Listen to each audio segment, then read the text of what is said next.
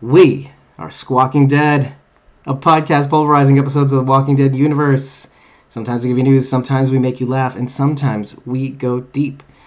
Happy Thanksgiving, everybody. It's American Thanksgiving. I see the actress that plays Samuels in the Instagram live chat. It's great to see you on here. Thank you so much for showing up, and thank you for liking our posts. We had some comments about you this episode, which we're about to premiere, by the way. And Rachel's in the chat ready for some fajitas. We mentioned that in the episode. But anyways, we're here to premiere the mid-season finale of Fear the Walking Dead Season 6, titled Damage from the Inside. I don't know about housekeeping, but I'm hoping that you Americans out there, I'm an American too, but we're not limited by an American audience. So happy Thanksgiving to all of you. I'm very grateful that you guys tune in each and every episode. I know it doesn't seem like that at the time, usually. I don't usually thank everybody for joining us. I'm usually the usual exhausted person that I am breaking down these episodes. But thank you for always listening, always tuning in. The results are showing, finally, in some ways. But keep liking, commenting, sharing, subscribing, rating us in podcast platforms like Apple and Podchaser, things like that. It really does help, especially in Australia and Austria, apparently, where we're kind of almost in the top 10 in, I think it's Australia, in TV reviews. So thank you. We really appreciate it. Oh my gosh, Linda's here from France. It's so great. So as we prepare this episode for you to watch, thank you. That's all I really wanted to say just from the jump. And if you, if you want to follow us and get to know when we start recording, the recording schedule is going to change very soon. And what that means is, instead of covering 2 episodes a week, we're going to be going back to 1 episode a week, and then we're going to do our seasonal sort of break sort of thing. We're going to still try to stick to a 1 episode a week schedule, but it's going to change. So if you want to be in the know when we record and you want to be in that chat, we don't use Zoom anymore. I don't know if you know that. We're using a platform called Riverside. It's completely web-based.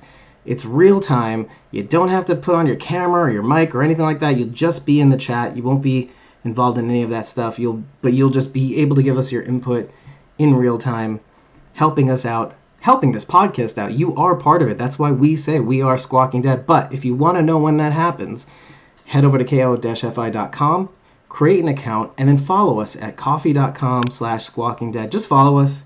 Now, if you want to be a part of those chats, just buy us a coffee. For less than a cup of coffee a month, you will be able to see our supporter-backed content, which means you'll get the links to join us in our recordings, to get the unedited episodes as soon as we're done recording, and also, oh my gosh, and look at that.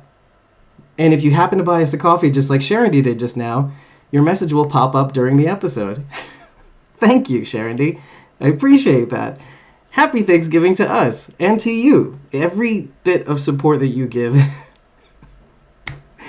incredible timing. Every support that you give helps us grow, helps us further define the show that we intended from the beginning, which was involving all of you, your input. It can't just be me saying your opinions, because that's what I try to do. I try to attack everything from all sides. I don't want to waste too much time, but thank you. And so also, yeah, if you also give us a cup of coffee and subscribe to a coffee a month, the party just keeps on rolling. You will be able to get these links continuously and not suddenly drop off at the end of the month. And you'll still be following us, but you see this post has been locked for supporters only. So I don't want you guys to give a coffee and then just have your access removed. So just be aware of that. In any case, after this weekend, our unedited episodes that are pay what you want will still be pay what you want, but there'll be a minimum of 50 cents. So there's that. But for now, if you do want to get our unedited episodes, you can go to our coffee shop. That's coffee.com/squawkingdead/shop, or just go to ko-fi.com/squawkingdead, hit the shop link, and you'll see all of our unedited episodes available to you for free right now. And especially this one, we cut out quite a bit because of some of the gaffes, but also some of the funny. So enjoy it if you do take advantage of it. It is free for now until the end of the weekend, and then it'll be 50 cents or pay what you want. So appreciate your support. Thank you for listening. Like, comment, share, subscribe, and spread the word. It helps us so much. And without further ado, Fear the Walking Dead, Episode 7 of Season 6, damage from the inside. Enjoy and take care. Have a great weekend. I hope you had a happy Thanksgiving. I know it's been hard, but it's a moment where you can reflect on what you're grateful for. Not like fuck 2020 and all that stuff.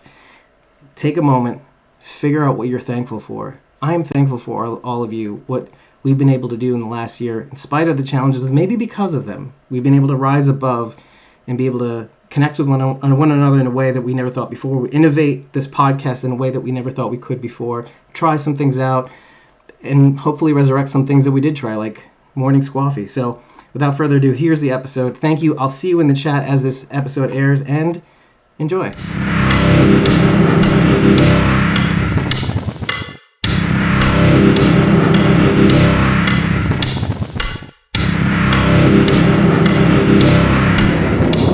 We're dealing with somebody else now. We are Squawking Dead, a podcast pulverizing episodes of the Walking Dead universe. Sometimes we give you news, sometimes we make you laugh, and most times we go deep. In today's episode, we will be talking about Fear the Walking Dead's mid-season finale, technically. Episode 7, Season 6. The damage from the inside? What is it? Damage from the inside. Yes, not the damage. What is the Facebook? What is the Google? The MySpace? Hey, those kids in there, they're the TikTok, and they're the Snapchat. Oh my gosh. The TikTok. Oh gosh, Sharon did with the deep cut, the CompuServe, or the Prodigy, doing the sex. Nice, Lisa. Of course, you have to bring it back to that. Well, first of all, I'm introducing Rachael Burt, CosmoMom09, Rachael Burt, and I'm your host, David Cameo. A couple of weeks ago, actually probably close to the premiere, the actress that plays Annie, Bailey Gavilic, whom we haven't seen yet, interestingly enough, she actually had this little giveaway of some Fear the Walking Dead Season 5 wrap merch, and including a shirt she designed. And so I'm going to show you the shirt, and I'll show you the sticker and the magnet she gave me from the wrap party. And she also gave me a little note to show all of me, not really all of you, but I actually won this thing. And let me just show you the shirt first. It's a Camp Cackleberry shirt. That's awesome. See the little egg and the little chicken and it's cackling and the little van that they were driving. Camp Cackleberry. You see it? Yeah. It's pretty visible, right? Yeah.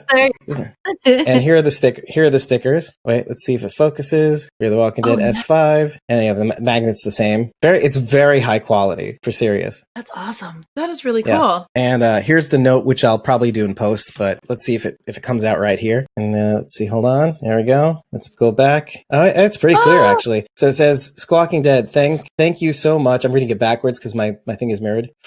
Thank you so much for entering my giveaway. Yeah, for entering my giveaway and for supporting Fear the Walking Dead and the whole TWD universe. Oh, and the whole TW universe. Okay. I hope you love your Camp Cackleberry shirt and the magnet sticker. Oh, set of wrap gifts from Season 5. Oh, so glad all of this is going to such a huge fan. All the best, Bailey. So anyway, so glad this is going to fans. Huge fan. All the best, Bailey. Now we can sign checks as her. God, that's gonna be a feat of editing right there. So yes, wanted to thank Bailey for the lovely giveaway gift. I'll awesome. Be sure to be tagging her in the description, I suppose. Right, you got this. Yep, I'm on the notes. And so what I did was I asked her, hopefully, to find out whether she'll be selling the t-shirts somehow, getting permission to sell them or something like that. So if I do find out anything further, I'll let everybody know, and it'll be in the description. Yeah, it'll be great, and hopefully I can get Tom in on it. I can get Sharon, obviously. So you guys are Fear the Walking Dead army. It's like you're not just Fear a TWD family or Fear family. You're Fear army. So Robbie, right, Nisa, we've got enough on our side. So I thought that was a great way to kick off this whole season. We've been talking a lot about transformations, people doing things that they wouldn't normally do. Morgan even brings it up himself again this episode. But I saw Alicia really standing her ground and deciding that she's not going to do something something that she wouldn't normally do. She had the opportunity to, run away with Morgan and do things his way. And she said, no, that's not how we're going to do it. You're not going to send Dakota away, even though 3 minutes ago she was willing to do the same thing. But she realized that was the wrong choice. That's something that Alicia wouldn't do. Sacrifice her pawn, right? So she's not going to. And she decides this isn't the only way, which is funny, right? Because we've heard Alicia this whole episode say, this is the only way. This is the only way. Finally, Morgan says, this is the only way. And she goes, no, it's not. It's not the only way. Her very plan that she was about to commit to. And I like that you brought the Queen's Gambit. Sacrificing Dakota to basically win. Mm-hmm. And she says that's not the only way, which I find that very interesting because in the context of, let's say, Morgan, right? We see Morgan admitting to Dwight finally in Honey that my problem was that I kept thinking my way was the only way. Mm-hmm. And here he is about to, and I'm glad he didn't, but he was about to say, this is the only way, Alicia. And like, how alike are these two characters, Alicia and Morgan? Because Alicia, in her own way, by the way, you're talking about season 4, which again, there's going to be a lot of callbacks to season 4. She thought that her way was the only way also. You have these two characters, how like attracts like, but usually like does not complement like well enough. Like sometimes when two people are too similar, they don't complement each other enough and they are kind of like their worst enemies. They play on their worst characteristics. Yeah. This almost became one of those things. It had not Alicia gone through that I feel like we talk about this a lot. Had this person not gone through this experience, they wouldn't have come to this resolution. But it's true. Like, if this didn't happen, this experience with Ed, this idea of keeping the family together, and who did that fucking remind you of? Like, in some ways, Madison trying to preserve the diamond, which is one of those callbacks. Had she preserved the diamond, you're trying to emulate or revert or to call back a type of safety that doesn't really exist. But I wanted to read Sharondy's impressions. First 2/3 meh, last third tense, last 5 minutes That's a great way to sum up this episode. Yeah, that is actually very, I wouldn't have summed it up quite that way, but because I was tense. I was a little tense throughout the first watch from like the Rangers losing their horses in the beginning. The callback to Terry again. Terry just can't seem to catch a break in this episode unless Terry is an asshole. Where the hell is Terry? Yeah, because now we find out Terry isn't Ranger Driver Guy. Ranger Driver Guy is himself. He's his own person. He is not Terry. Right. But Terry is with him scouting ahead and does not come back. Strand goes ahead with Samuels, and all of a sudden the horses that are protecting Dakota are rushing up against him. They're like, what the hell's going on here? And they go back and they're like, oh shit, somebody done killed all those Rangers. And then Dakota obviously runs away with the SUV, the Suburban, whatever it is, a Yukon. I can't remember what it is. Alicia getting captured was pretty tense. What the hell's going on with Charlie? She's out there with all these scary walkers, essentially. Like you don't realize until later, like she was out there amongst the terror. But it doesn't seem to faze her. Well, like, kind of though, because we find Charlie actually slips into the house while Alicia's knocked out. Right, exactly. So but she had to have seen him, though, right? Yeah, well, she saw them as they were taking him down initially before they got into the place, but not like a whole horde of these things. Right. And I just wanted to read what Charity said. Charlie is the real MVP. I know. She's prepared for this because I already told her, but I am ready to admit that Charlie was a badass this episode. She saved a lot of lives this episode. Yeah. And not only that, like I have to frame this whole conversation the fact that like this episode is a lot like the setting is a lot like a callback to Close Your Eyes. This is the Charlie and Alicia episode from season 4, where they get locked kind of into this house, and the idea of preserving the memory of a family, with the pictures and putting them outside in the same fashion as one of the photos, and the idea of what happened to this family. They tried to stick it out, and then you find out they died from the very means of them trying to protect themselves. So in the episode, in Close Your Eyes, it was basically something was clogging up the flue, and they hadn't opened it, and when they built a fire to kind of keep themselves safe, they died from the smoke inhalation. In this episode, it's a lot the same way. I mean, the very thing that Ed was trying to do to keep his family safe, scare people away happens to be the seeds of his destruction. Let me read what Charity wrote in terms of the Queen's Gambit. Yes, the Queen's Gambit can also force Black to spend the early part of the game responding to White's threat rather than developing their own. Yeah, they're on the it puts the opposition on the defense, essentially. Yeah. If you choose to accept the Queen's Gambit, Black is playing defense. Mm-hmm. Yeah, basically for much of the game, until they can find the reversal route. Just to illustrate what it is, though, the Queen's Gambit is when you sacrifice a pawn so your queen has a clear and swift route to the king, essentially. You sacrifice a specific pawn, or you make the motion to sacrifice a specific pawn. It's the Queen's pawn, too.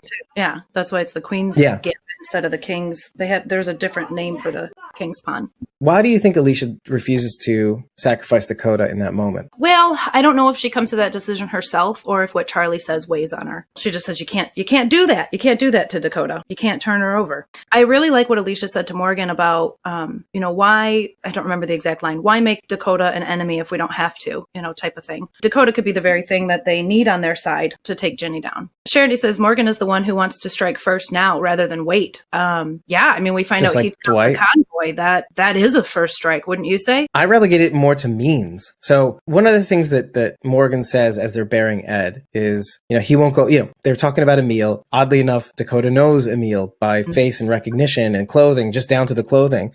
He's somebody who catches people who run away. Yeah, it's kind of like a freelancer. Yep. Why turn Dakota against us if we don't have to? Right, exactly. So yeah, because we don't want to make her an enemy. It's almost as if, by the way, if you want to, I'll go back to that conversation in just a second. It is almost as though who really is the queen? Yes. You know what I mean? Like, is Dakota the queen? And is it really Dakota playing against Virginia? And which side? Is Dakota on the same side? So there's a lot going on here, like in terms of who's on which side. Because it seems like the board is more of like a fourth dimensional kind of thing going on here. You've got the Rangers against the survivors. You've got Ginny against Dakota. And then you've got the end is what is it? The end is the beginning guys against the world.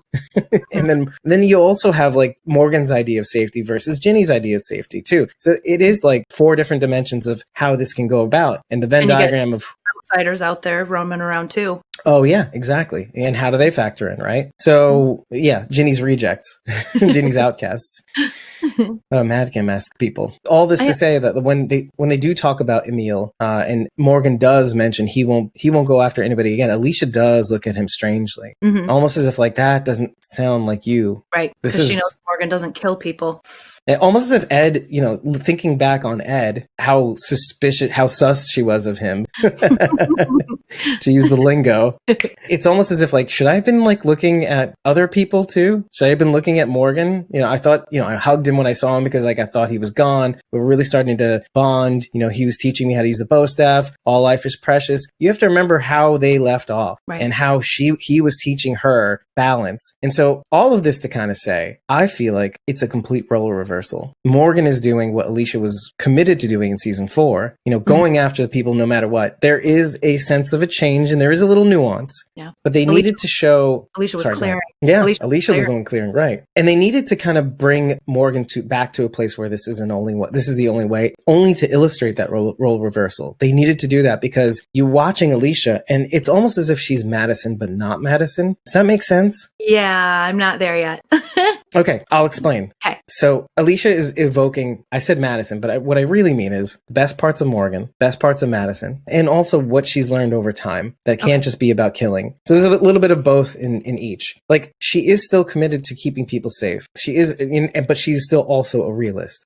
This is the board. This is how we have to play it. There are things that we're going to have to do, but at the same time, I'm learning a little bit of Morgan's thing, which is, yes, all life is precious, and maybe it doesn't have to be all about killing, but maybe I need to figure out what my next move is. And then there's also like the elite, and maybe the trees did help. So there's a lot about Alicia that we're just now, who is she at the end of it? And I think this is her first step in discovering who she is as a person, because most of us didn't like clear Alicia because she was trying to take charge, run everybody, be the leader, etc., and taking it all on herself. My way's the only way. Cool, but I'm losing a piece of my soul along the way. Exhausting. 2, most people did not like tree painting Alicia either. They thought they were shoving her in the back, blah blah blah. Too soft. Too soft, too out of focus in terms of gravity. Like she had no gravity. So now we're in a place where like, and this is what I liked about the Morgan and Alicia interaction. As she's walking away with Dakota and Charlie saying, we'll figure it out. And Morgan says, stop, I don't want to be this way. I can't let you go. I can't let you walk out that door and turn your back on me again. And that really, that moment actually, when I watched it the second time, actually really got me. It was like, it's what we needed. We can't have this thing go back and forth with people trying to be stubborn about that. Because I thought, and this is like the tense moment that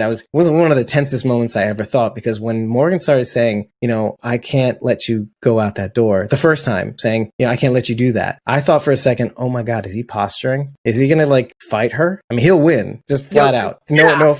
Did you think that too? Because I was just like, was this going down? Oh man, no, I didn't think they would fight. He used the same exact words, basically giving the Rangers a chance. He used the same words. I gave them a chance. I'm going to give you a chance too. Ooh, yeah, no, I know. No. I should have, because he said it beforehand. Nisa says she didn't. Sharon said I did for a second. And like, I knew that's not how it was going to go down, but I thought, like, I remember, okay, listen, I have to admit something also. I had taken an edible last night and I was watching, and like, I had taken the edible like an hour and a half ago. And like, all of a sudden it started kicking in at this moment. So I just didn't remember anything that went down. But like I finally watched it again this time around. I was like, okay, this actually kind of makes sense. And what it was last night I had thought, I had this really cockamamie thing in my head. So let me explain my theory. My theory last night was like, what if they took the Madison thing, the original quote unquote Madison plan, where Madison was the ultimate bad guy. And instead of Madison being the bad guy, they put that on Morgan. Ooh. What if Morgan ends up being the big bad? That'd be terrible. That would be terrible. But didn't you feel in that one moment for a second, and maybe it was a fleeting second, that he was the big bad, that he could be the big bad? I didn't. I didn't get that feeling. No, Morgan doesn't strike me as a bad guy. Everything he does, even the bad moves, are for the greater good. You know, he's like, do we think Huck's a bad guy? Yeah, but hold up. Hold on a second, though. We are constantly thinking Ginny is doing things for the greater good. And yet, like, now there's this weird role reversal a little bit. Like, clearly Ginny's losing her grip throughout this episode, or throughout the last few episodes. Oh, yeah. And what happens? Victor says when you back somebody into a corner, people get desperate and violent or whatever. Yeah, they're at their most desperate. And what happens by the end of the episode? Prophetic Victor is prophetic Victor. And Ginny rounds up Grace. And probably what we were saying throughout this episode, but anybody else they picked up from Humbug's Gulch. Meaning, okay, so you've got the rabbi, you've got Grace, you've got, I was going to say Peggy, you got Tess, and a whole bunch of other people, like Sarah, June, maybe, why not? That was what I think that was the part I needed you to clarify for me. I was quite... the very end? Well, yeah, I was quite confused at the very end when Strand said, who do you want next? What? Oh, what do you mean? That's what I mean. What did he mean? What does that mean? Who do you want next? What the hell does that mean? Who do you want to round up next? So is he trying to like take credit for something? Is he saying, okay, I gave you Grace. Who do you want next? Is that what that meant? Oh no, he knows what's happening right now. This is the one thing that we've been saying over and over again. Strand is basically the one, if you remember, it is the episode with Strand and Alicia where he finds out that if they mess up and start killing Rangers at this sugar processing station or whatever, that's where we find out that yes, if they mess up, they will go after all their friends. And every time we hear that, we have to consider every single action taken by, let's say, Dwight and Althea, and Dwight and Sherry, Morgan and Dwight and Sherry, when they're talking about it. That's always in the back of my mind. Like, okay, if you retaliate now, our friends are toast because she will take them. This is like the nuclear option, Ginny's nuclear option. If any one of them still apart, makes a mistake or a big enough mistake to alert everybody or to try to rescue everybody or whatever they're going to do, all of their friends are at stake. We have to kind of remind ourselves that that's the thing that's going to happen. And then one of the warnings that Ginny also mentions to everybody else from the very beginning, or to Morgan specifically, if you show your face again, and anybody from my communities hears that you're still out there, all your friends are toast. Mm-hmm. All of them. And so now that's happening. You back Ginny into a corner. She's losing her grip on Tanktown. She's losing her grip on June. And she's lost John. Dwight and Althea are gone. This end of the beginning threat is still out there. And so now she has to go nuclear option. It's like, I need because I don't have the advantages of the fuel anymore to entice people into thinking I have control. So now I have to use brute force. And now I have to actually protect people. Meaning the hospital is kind of like the tank town fallback. Like, oh, we're helping people. We're healing people. We're not so bad. That's the new tank town now, the hospital. And so now she still has to make an example of people. Like, this is what happens to people who are traitors and fight back. We're here to help people, and these people are trying to destroy what we built. So this is how the speech is going to go. So is Strand going to go around and rounding people up for Ginny to kill? Is that the idea here? He's going to bring his friends for Ginny to kill? Mm-hmm. But here's the thing. There's a little interaction between her and Strand that I took as one thing and another thing. One of the things that Strand says is, you're going to wreck everything that we've worked so hard to do, which is damage them from the inside, because you're going to be taking Dakota off the board. I'm going to be mistrusted, etc. So my pedigree is going to go down. Morgan's out there now. Morgan is now going to be a known threat. And so Alicia responds, I'm only doing what you asked, meaning I'm going far away so that I can damage her. Maybe not the way you expected, but I can damage them from the inside. And how does she do that? By taking Dakota away. That is literally damaging Virginia from the inside. Yeah. But now Strand has to improvise. Yeah. They're taking that moment to remind us of Daniel too. I mean, Daniel's in a really fragile position, I think. He's pretending not to know, who he is or who his friends are or anything. So if he has to keep that charade up and Ginny's running around, she's rounding people up to kill them, Daniel's going to be on that list. So does he stay in character and act like he doesn't know what's going on? Or does he flip a switch and be like, haha, just kidding, and take everybody out before they kill him? I think he has to stay in character. So he would die in character? Maybe. Think about it. Like, if he does not break character, this is how I imagine that would go. If we're even assuming that this is what's going to happen, right? Because I think part of also gathering them all in one place means that somebody could swoop in and save them at the last second too. So now they're all in one place. This is like, I don't know what this move is called, but when you back somebody in a corner and they do something desperate, sometimes they don't really think about what they're going to do. Because if I was Ginny, I would just drive to each settlement and take those people out. This way they don't know what's happening. Yeah, don't bring them all together first. Yeah, but her thing is, I need to make a show of it, right? And so, right, it doesn't make sense, because if you're going to bring everybody together, it means that it's the means for everybody to save them. So I think this is why this is why I feel as though Victor being the one to gather them and bring them together, since he has the intersite community thing, whatever, settlement person. Yeah.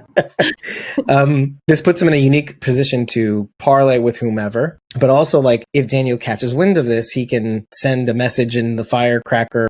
Read what Nisa said. It's Virginia wants, quote unquote, every single person she took from the Gulch. And Sharon D says it could also refer to Dakota, because now that she's part of our group, she can do damage from the inside. Yeah. Well, just by the very fact that she is, torn away and free of Virginia's grip is just damaging enough.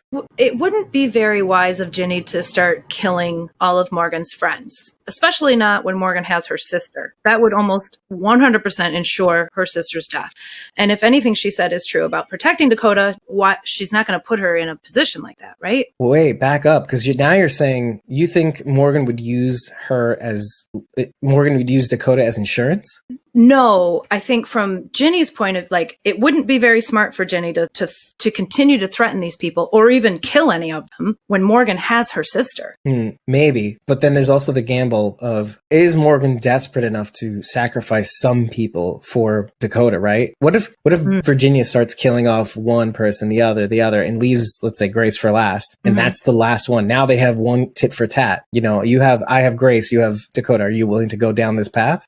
Right? Are you willing to take it that far to not submit Dakota? Because I can see in some way Dakota, we're going to have to do things that we would normally do. I can see a possibility of Morgan not giving back Dakota and Ginny going through a whole bunch of people before Morgan relents. Okay, so Nisa's saying that she can round them up and kill one from our group, torture one and leave them for Morgan to find as a message, kind of like a meal maybe. Oof. Gosh, I hope that. Yeah, that's nuts. And Sharon D says, quote, if Grace asks you to do it, you're damn well you would. You know damn well you would. She forgot no. Right. Yeah. So this is Dwight's quote. If Grace asks you to do it, you know damn well you would. And so this is going to be like a Mexican standoff. Meanwhile, of course, you've got people in the wind. You've got the end is the beginning guys. You got Virginia's outcasts. You got, you've got all the people. You got John Dory, who's still out in the wind. Oh, and I do want to make a reference to time. John's been missing for a week. Yep. We know that now. Yep. And when they mentioned Terry, I was just like, oh, what does Terry have to do with this? Oh, I thought they were going back in time to the point where Terry went missing, where John had to escort Sarah and June. And I'm like, oh no, that doesn't make sense. Terry was just off his rocker or something. I must have had a bender. Terry's an asshole. Alicia gives us a timestamp too. Oh yeah. Oh, 6 weeks, right? Mm-hmm. Since her and Strand split up. Right, which is also an additional 6 weeks from the time Morgan was found, so that we were now like 3 months in. Mm-hmm. So we have like 3 months in from the time they were picked up from the Gulch. Yep. Just about. Roughly. Just about. Yeah, give or take. Right. Yeah, because Morgan doesn't even know the span of time. And neither do they. Like initially, they're like, how long have we been out here shoveling shit? Right. And however long it takes to travel to, by the way. So, one thing that I thought you would appreciate, I don't know if you caught this, but your mid-kiff key, yes! That's where they are. That is, yep. Alicia and Charlie are in mid-kiff. Yep, I did see that. I thought you'd appreciate that I kept that in mind. I was like, yeah, mid-kiff. It's actually a place with 2 Fs. What the hell does that mean? What is a mid-kiff? Like, I want to know. What's a kiff? First of all, what's a kiff? Because this is the middle of it. Americanized form of German Mittelkauf, an occupational name for a broker or middleman.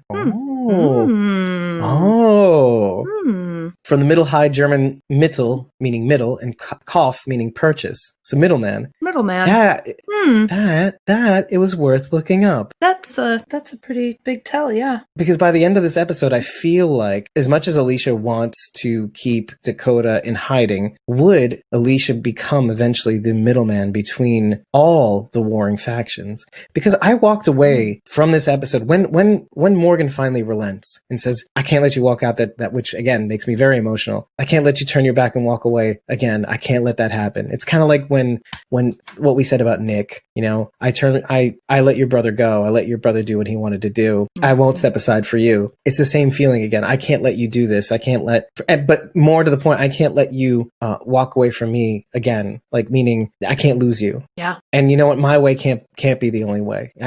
This is the same mistake. I can't let the same mistakes happen again. It is like a role reversal. Instead of Alicia going to kill Naomi, she's walking away to save Dakota. So it's very role reversal-esque. Yeah. And what I took away from that, though, just to be clear, I felt he was no longer going to let Alicia sit on the sidelines. I think he was actually relinquishing leadership in a way. Maybe you're in a better position to call the shots. I can't keep doing. If I keep doing this on my own, if I keep thinking, taking the reins on this, because I can't keep doing this. I can't keep thinking my way is the only way. I surrender that to you. That's what I got from that situation. I definitely see that. And it kind of relates back to what Alicia says to Morgan about Ed, about what he was trying to do there. The things that he was creating are ultimately what killed his family. This thing that Morgan created himself, right, could ultimately be the thing that destroys what he's been trying to build and plan this whole time. And this is kind of why I said, we've seen all these characters go through these transformations, except for Alicia. What I saw from her in this episode was her taking a stance and saying, I'm not going to do what I wouldn't normally do. I know the right way, not doing something bad for the good reason, for the right reasons, but the right way to do something. And it's, to keep Dakota close and not sacrifice her. Isn't that in itself also kind of a transformation? Because she was willing to sacrifice Dakota initially. Well, she did have that initial thought. It's similar to Althea. It's similar to Althea, where instead of going down the hole, she pulled back. Yes. Yeah. It was tempting, right? She was tempted to do this, but ultimately drew back and said, nope, I'm not going to become that person to do this awful thing for the greater good. And she didn't, and maybe Morgan sees that. He sees, you haven't changed as much. So maybe you are in a better state of mind to lead. Yeah. Oh, yeah, exactly. Or you haven't sacrificed those principles, which makes her in the prime position to be able to guide everybody, including Strand, let's say. Because the thing about Alicia is that she has been constantly evolving from the very start. She's been constantly constantly picking up pieces from here, from there, her brother, her mom, even. I felt a big sense of her mom in there too. Like, in essence, she was trying to, you hear the reference that she was going to take Charlie when they were going to bargain for Dakota. She was going to take Charlie to the Diamond so that they can clear it out together and have a place to escape to. Yeah. A place where the Rangers wouldn't know. When you said Alicia's kind of acting like Madison, that actually kind of scared me. Like, Alicia is coming to the defense of Dakota the same way Madison did crazy psycho boy at the ranch. Troy. Yeah. Like, Troy he Otto. was psycho. But Madison just wanted to defend him. And now Alicia's defending Dakota too. Ooh, that kind of scares me. Ooh. Wait, this is under the assumption that Dakota is psycho, right? Is that what you're saying? Well, yeah. I mean, if you're saying that Alicia is, taking the same steps her mom did, or if Alicia's reminding you of how Madison was rescuing this defenseless person, or standing by this person who's not so defenseless, but actually a giant psycho. But again, we don't know that. You can't operate that way. But I say this only in as much as she was going to step into those boots, let's say Madison's boots. Yeah. Taking Charlie back to the Diamond until she decided against it. And so that's the thing, like, which is kind of like Morgan. Okay, she sees Ed preserving something that doesn't really exist. Hell is repetition. And what Ed did was saying, I can do it again. I can make it safer. I can, even though the first one that he was trying to taxidermy was the very one to kill his wife and child. And yet he's just hell's repetition. He is emulating, like, I could have done it better. I'll prove it to myself that I could have made this place safe. I could keep people away, scary people, and nobody can harm us. And yet in the process of, and this is like the same thing as Madison, building something up, and it was the very means for them to get attacked. It made it attractive for other people to attack the place. I mean, it's funny because he mentions the story and I can't understand. I see when I'm trying to figure out why Ed was trying to use the Rangers, like saying, oh, Virginia killed my people just like you. And I was thinking, like, why would you do that? And I wanted to ask you that first before I kind of maybe half-assed an explanation for why he did that. But what do you think was going on there? Why did he feel like he had to lie about Virginia and the Rangers killed my family? Yeah, I think in that moment, the only thing I could make sense was that he was trying to convince them to stay there. He was trying to come off as a victim or relate to Dakota so that she would sympathize with him and stay there. He even says she wasn't going to leave until you told her it wasn't safe. So he's trying to make it safe by surrounding it with Walker. I don't know. This guy's a little off his rocker. He does things that don't really make sense. Maybe he's just desperate for human interaction. Or maybe just like what Morgan and Alicia were about to do. And this is what I came away with is like, we were willing to sacrifice the truth in order to emulate this place of safety. So like Alicia and Charlie were about to emulate this idea of, of truth. So, okay, we have Dakota, here she is, leave us alone, and we're going to go to the Diamond. So we're going to emulate this idea of safety. Meanwhile, are we not just doing the same thing over and over again and pretend that there's going to be a different result? So we're going to go back to the Diamond and pretend like this was the safest place in the world? No, it doesn't exist. And it's the same thing as Dwight and Sherry. What are you going to do? You're going to attack the Rangers and then sacrifice all our people just so that you can get away? John was like so desperate to get away, he didn't think of what the possible ramifications were, which were made clear by, I think, Strand, was like, you don't understand, if you went after Ginny, you would put all of our people at risk. And you would be at risk. You would be gone. And June wouldn't want that. None of our people would have wanted that. It doesn't work the way you think it's going to work. So in a sense, like, what Alicia and Charlie, even if Virginia agreed to what Alicia and Charlie were proposing, it could have still put their people on the chopping block. She could decide like that to say, oh, you got what you wanted, but now all your people are gone. Right? Yeah. Ed says the same thing to Alicia. Whatever you're planning, it's not going to work out how you think it's gonna. Right. I kind of, now that you bring that up, because this is Ed at death's door, having fought with Alicia and Charlie, obviously, because Charlie has the MVP knock on the head. This is why she says Charlie's the MVP. Alicia does like a double foot kick and like pushes him onto his antler chair, and he gets impaled by the antlers. And this is one of the things that Sharondy, I think, says was it is a reminder of like how Ennis was felled by Nick. As they were fighting, he was pushed onto the antlers and Nick pushes him down. I remember that clearly. Like he pushed him further into the antlers. So nice callback on that front too. So let me just say the thing exactly. Sharondy says it was appropriate that Alicia had the antlers given the Nick Ennis Charlie thing. Yeah, exactly. Which again, calls back how Charlie killed Nick, and now Charlie is saving Alicia. Again, if this would wouldn't happen sort of situation. If this wouldn't have happened this way, Charlie wouldn't have been there for Alicia that moment. So it's really weird. Protecting Charlie, who became the downfall of the stadium, you were protecting, and now Charlie's coming back with Alicia to protect the stadium. Nice callback. What Ed exactly says is you don't need to remit Dakota to protect yourself. You're only going to make things worse.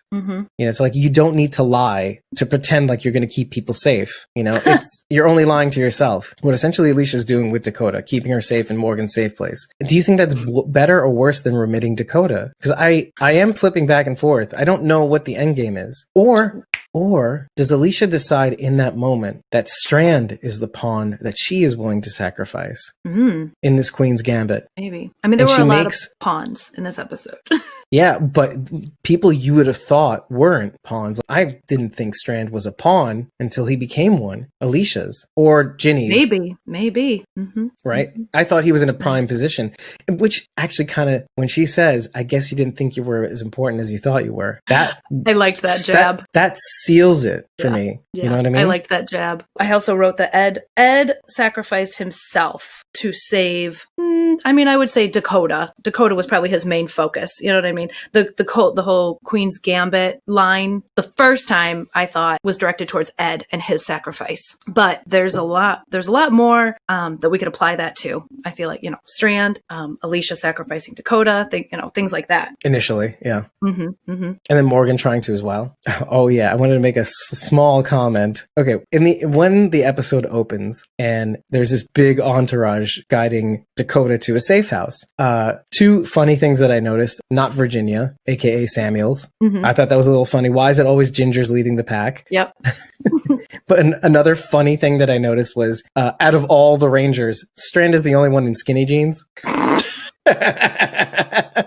It was noticeable. It was just like everybody has like big ass cowboy boots and straight jeans, straight fitting jeans or relaxed jeans. and Strand is in like skinny jeans and like Chuck Taylors or something like that.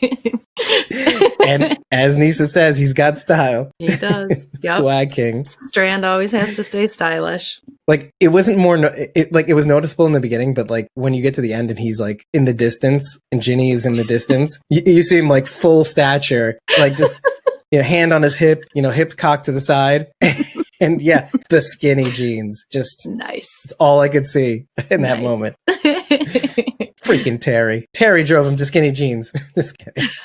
I laughed pretty hard later when Morgan finally says that Dakota can join them, but he calls her Dakoter. Lenny James' his accent? His accent sneaked out. Yeah, his accent came out a little bit there. I rewound it like 5 times. I'm like, I love it. Dakoter.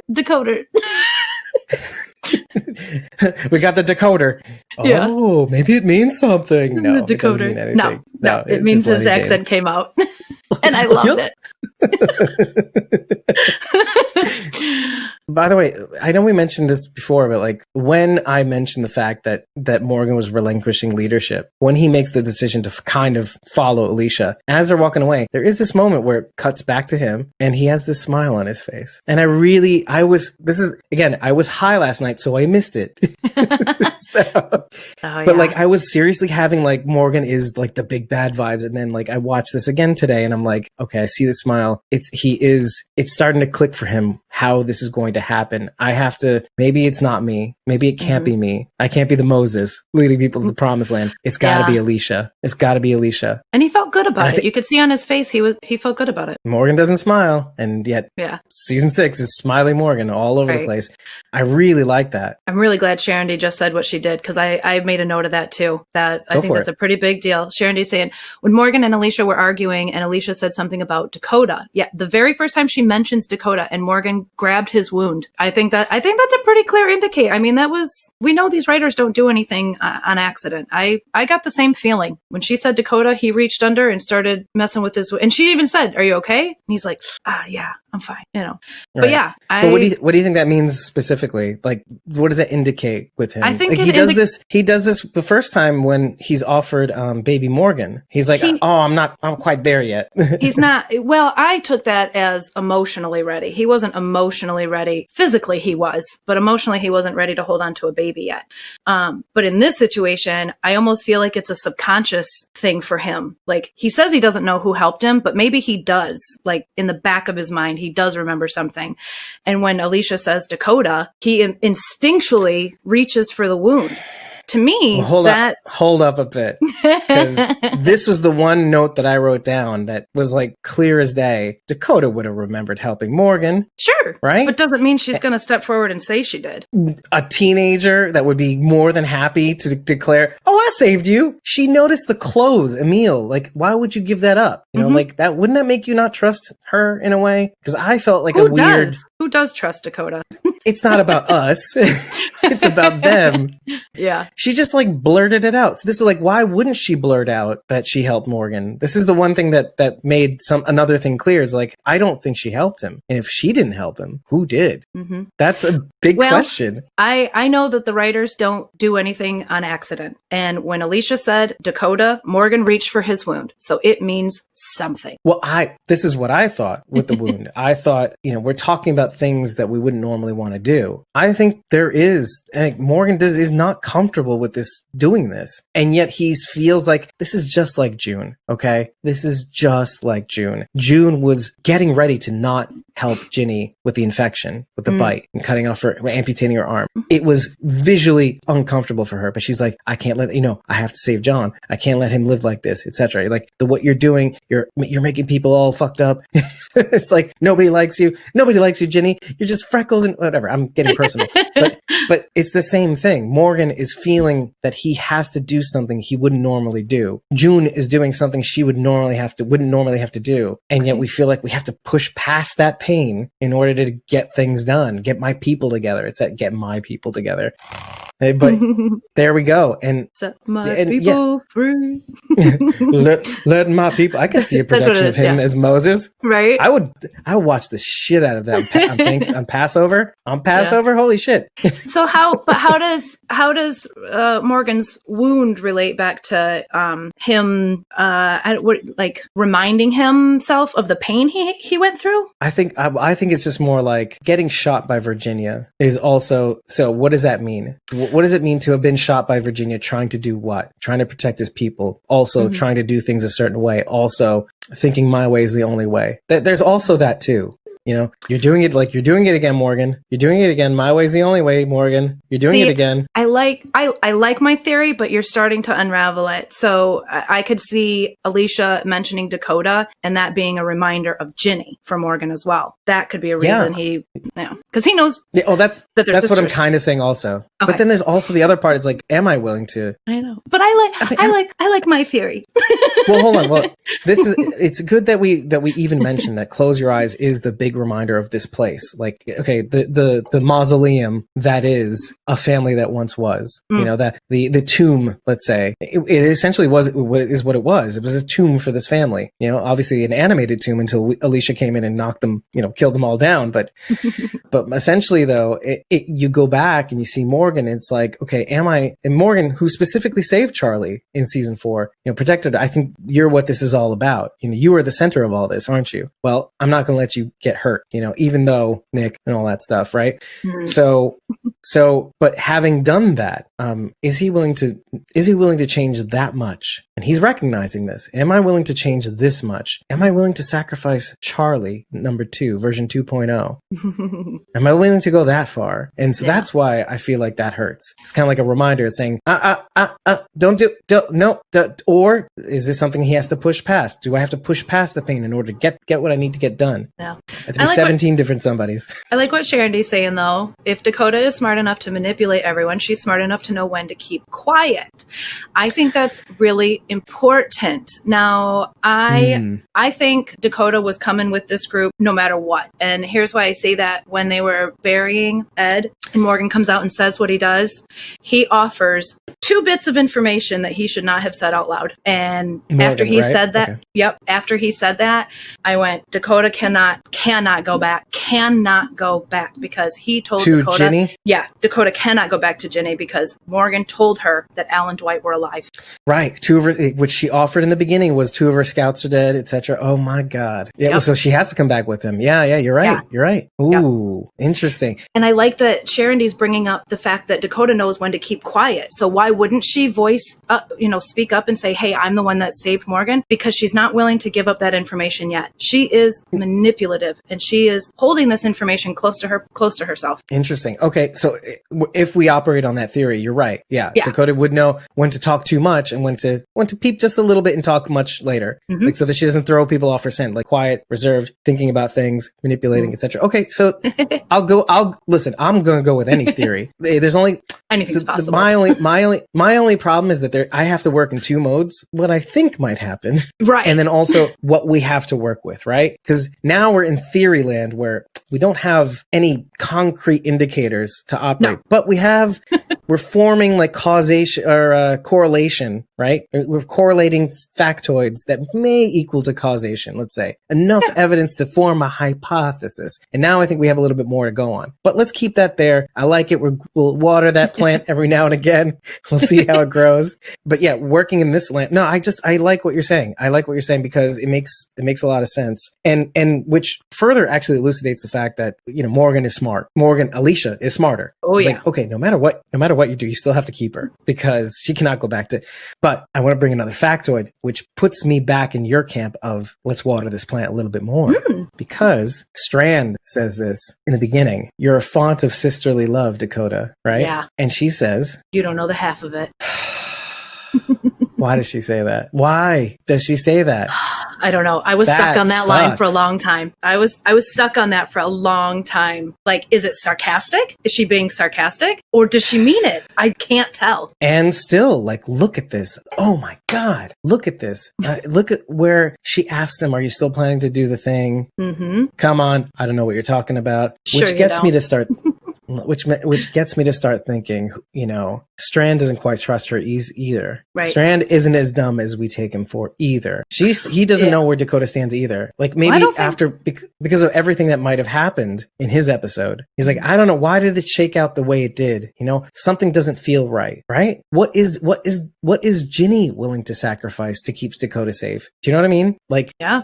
Which I'm saying this because would she sacrifice her own rangers to illustrate a point about Strand's devotion, let's say, to illustrate a point of, oh, you're the army guy, you're the guy that's going to lead the army against the threat that's out there, this person, for the big show. So would she sacrifice all those rangers just to prove a point in order to keep Dakota safe? And that almost turned sideways. Yeah, and man. Why I'm saying this is because she has a lot of rangers protecting Dakota right now and putting her in the safe house. And maybe all of this is not for Dakota. Maybe all of this is for Strand. I mean, they kind of mention it now. I don't think she trusts either of us. Yeah.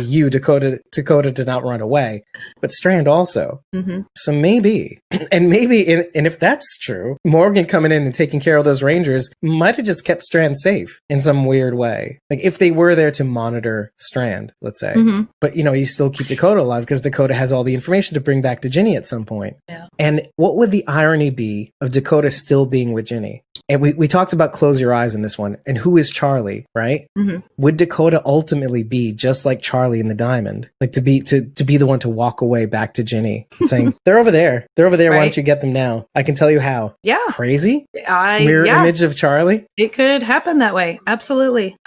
I think they're trying to get us to sympathize with Dakota and trust her, and I just don't yet. It's rough. I mean, because now we have like 3 different scenarios. Okay, like Dakota really is who she says she is, and blah blah blah. Right? This is the obvious what they're trying to make us see. Mm-hmm. I'm just trying to get away from Ginny. She killed my parents. Did you believe that? Maybe. I thought, and this is maybe high brain still. Okay, but I wrote down in my notes. I said, what if Ginny is actually Dakota's mom? And she did that whole thing where her parents were really her grandparents thing. You know how sometimes it shakes out when you have a child in a teenage, like maybe Dakota doesn't know. Yeah, that maybe Ginny's her mom instead. Maybe, right? Maybe. I called Dakota a liar. I was screaming at her, "You killed your parents, not Ginny." Well, okay. I mean, even still, right? So, which is interesting. You literally killed your grandparents, and Ginny is actually your mom. I didn't have that thought, but I mean that's I totally plausible. Sure. Why would Ginny keep up the charade if the grandparents are dead and Ginny is truly Dakota's mother? Why wouldn't she end that charade and tell her? Why wouldn't we have a connection if The Walking Dead World Beyond? Once you keep up that lie, you just have to keep gaslighting everybody, you know, and then. What's it for in the end? I mean, this is one of those things where I would worry if telling that secret would cause a damage and rift between Ginny and child, let's say. Okay. That's probably the toughest one, because when is the right time to tell? Well, the right time to tell would have been after the parents / grandparents died, but if she didn't do that, I don't know. I mean, it's obviously anything is possible. Anything. Absolutely anything. Right. I'm just, this is a thought. This is not based on anything at all. I mean, I do think that when Virginia was on death's door with June, let's just say the way she was going about it was kind of like, it's all been about Dakota, like fighting so hard for your sister. Let's say it's all been about keeping her safe. Like, and then I thought, let's replace sister with daughter. And then all of a sudden the pieces started to fit. Like Ginny as a reflection for June. June's daughter Rose is the reflection of Dakota. And so I was like, oh my god, that makes way more sense. The vociferousness of her trying to keep this thing up isn't just for a sister; it's for a daughter. And I was just like, okay, let's play with that, put that away, but like let's just have that now in the back of our mind that maybe that's the case. And if that's the case, the motivations are actually way like much more clear, like in some ways. But then do you have like a mother-daughter relationship, or maybe she knows, maybe Dakota knows that she's her mother instead of sister? I don't know. This is so we described the ostensive nature of Dakota saying who she says she is, blah blah blah. There's that which they want to lead us down. Fine. Then there's the other two parts: complete psycho, which again we have like less to go on that front, our initial observation, than anything else now. But then we have the third thing, which is Ginny and Dakota are in cahoots completely. Sisterly love. You don't know the half of it. I mean, is a double entendre maybe? Like sisterly love, bitch. She's my mother.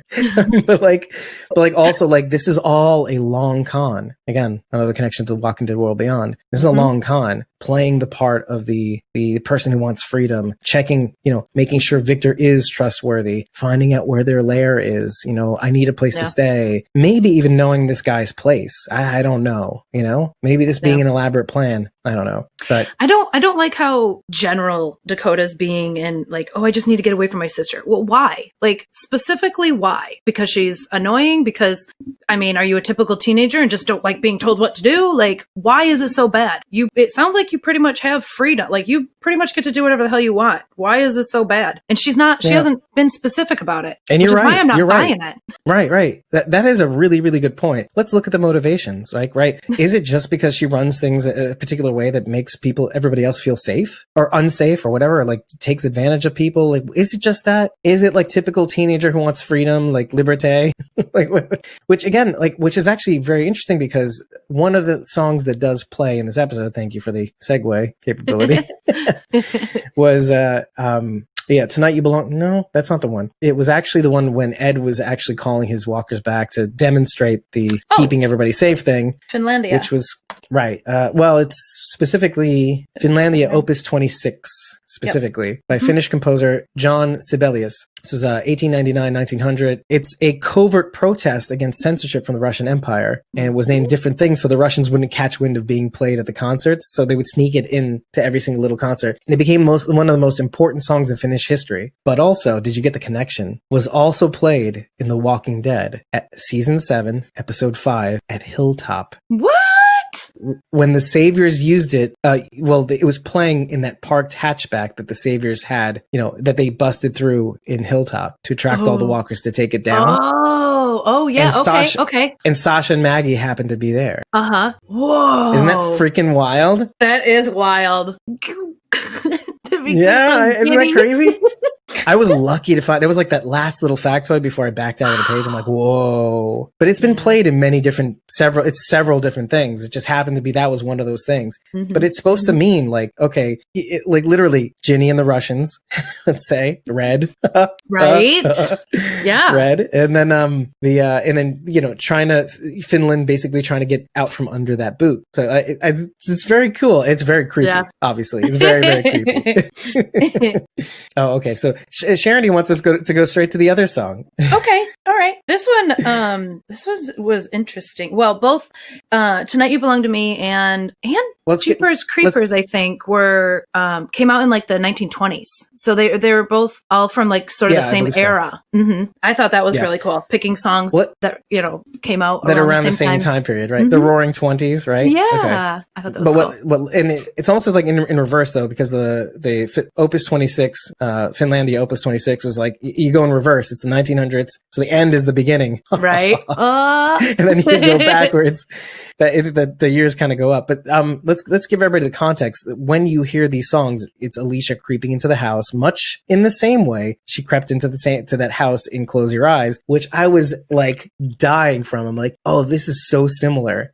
This is so similar to that episode. Yeah. And then she's creeping around the house. She's hearing the song in the background, and then obviously when she's looking into the from the landing down into the operating room, let's say, which is very creepy but also kind of cool. The song switches over at some point just before she gets stabbed in the neck with the methohexatol. Did you read up on this? Yes. Okay. It's the fast acting anesthetic, but has short-lived effects. Right. Okay. Only used in hospital or similar settings. So he lied about using for hunting. It's for deep sedation and surgery and dental procedures, lowers the seizure threshold, but it's a property that makes it particularly useful when anesthesia is provided for an electroconvulsive therapy. So electroshock. Jeez. Right? I didn't read that. So I thought that was, this is like, as I'm like watching this episode, oh, is this the mortician guy? Oh, is this, you know what I mean? Like, is this the guy, right? The guy, the end of the beginning guy? He was put in the nut house, like, in obviously the son, so it can't be the same guy. So that's funny, because when Alicia and Charlie are outside and they take down the patched up walker, I just call him Patchy, and Charlie's scaly Wolfman. Charlie's like he must be a crazy person. I'm like, yeah, crazy, like the kind that embalm walkers. Right, while they're alive, or embalm people while they're alive, right? Because mortician, taxidermist, our minds were kind of just going a little crazy. This is what really made me start to think, oh my god, they're gonna make Morgan the big bad, because like I was thinking, like, it took him a little longer than I would have liked for him to say, was that you in Tanktown? Alicia was asking just after learning that he killed all those rangers. It made me very uncomfortable. The hesitation. And, well, yeah, was that you? No, it was not. I'm like, but you should have answered quicker. I felt the same thing. Yeah. So like the misdirect of it not being the mortician, and maybe all the people that ever followed him was dead. And this is the beginning of the episode. I'm thinking this, right? and then like bringing it back to here, and I'm like, oh my, is he using the idea of the end as the beginning, guys, borrowing it to make Ginny feel threatened, right? And so is he still doing that, and has nothing to do with the taxidermist thing? Is he still doing that? And if he is, he's convincing people in different communities that first of all, he's alive, and to sacrifice themselves second. So like Paige at the mill, the lady with the razor blade fingers in Tanktown. And then, and how does that make him any different than Strand, right? Willing to sacrifice certain people, or get them to sacrifice themselves, like Janice, sacrifice themselves for the greater good, quote unquote. Quote unquote. Anyway, to bring you back to the song, you see the operators creeping the house. This song plays. Tonight You Belong to Me, originally written by Billy Rose and Lee David. It was originally performed in 1926. The band was called what though? Prudence and Patience. Yes, that was the 1956 rendition by Prudence. Oh, version? Okay, my bad. Yep, Prudence and Patience in 1956.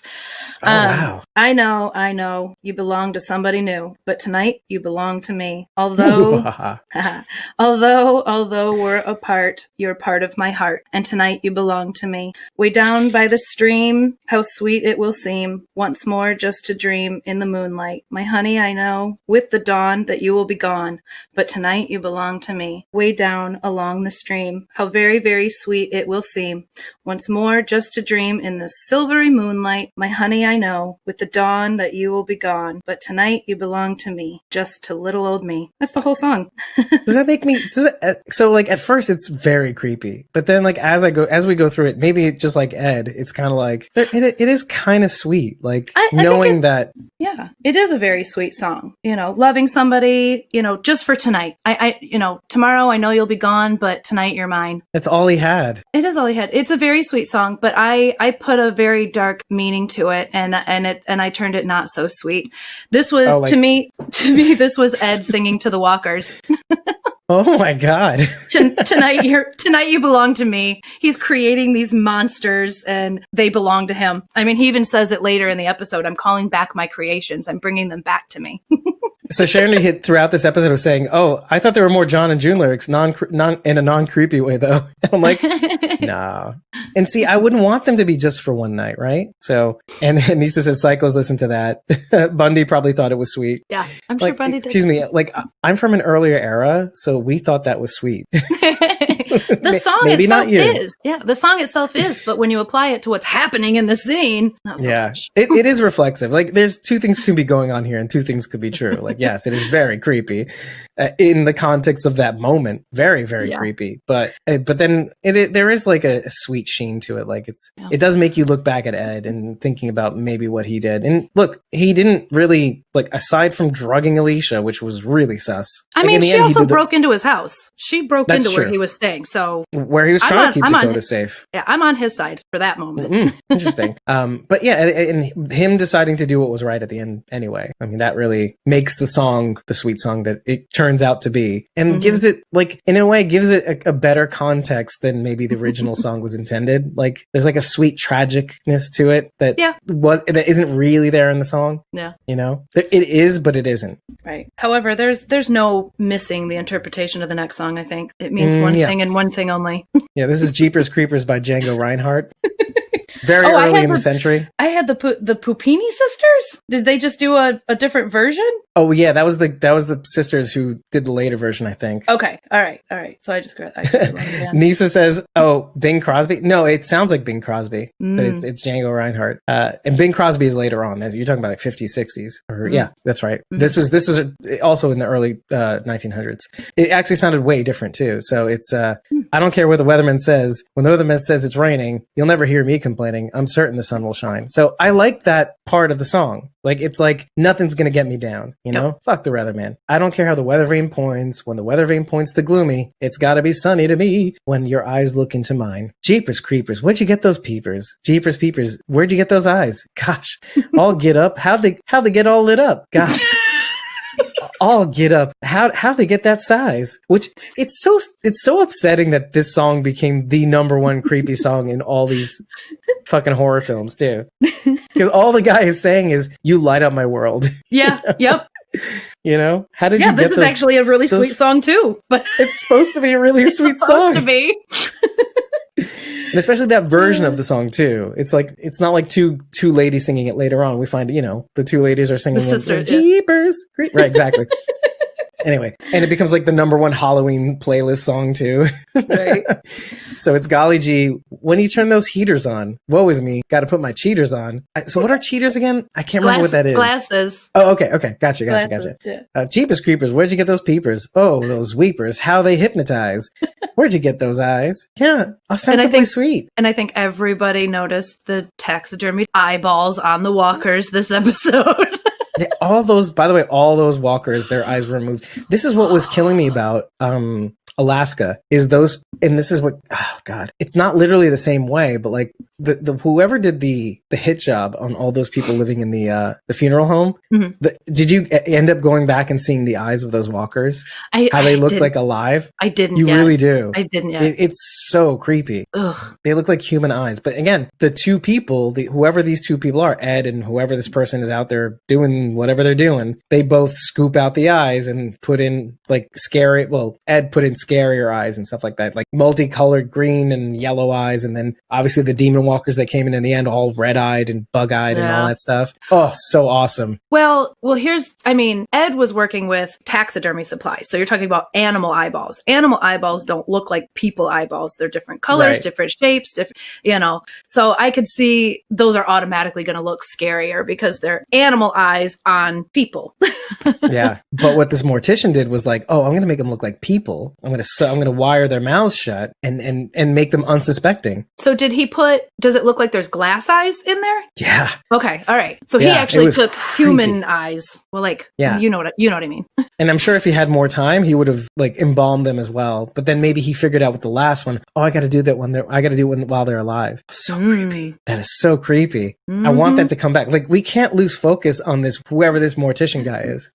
Right. I mean, unless it becomes like a red herring, like one of those things like, Morgan killed him back on the road. Like, well, let's go to some comments. Nisa, it's creepy. The jar of eye. Oh, and Sharon says the jar of eyes next to Alicia cracked me up. Nisa says, like, I was born with my eyes. What you mean? Who would ask me that, creep? His work is amazing. Perfect demon walkers. Yeah. So again, Nisa's not falling for these old timey songs. Only a creeper would say, "You're with me only for a night." Only a creeper would say, "Where'd you get those peepers?" Nisa, we're not in sync today. This is it's upsetting. It's upsetting. Like, we're not in the same. I thought you were old timey like me. Kidding.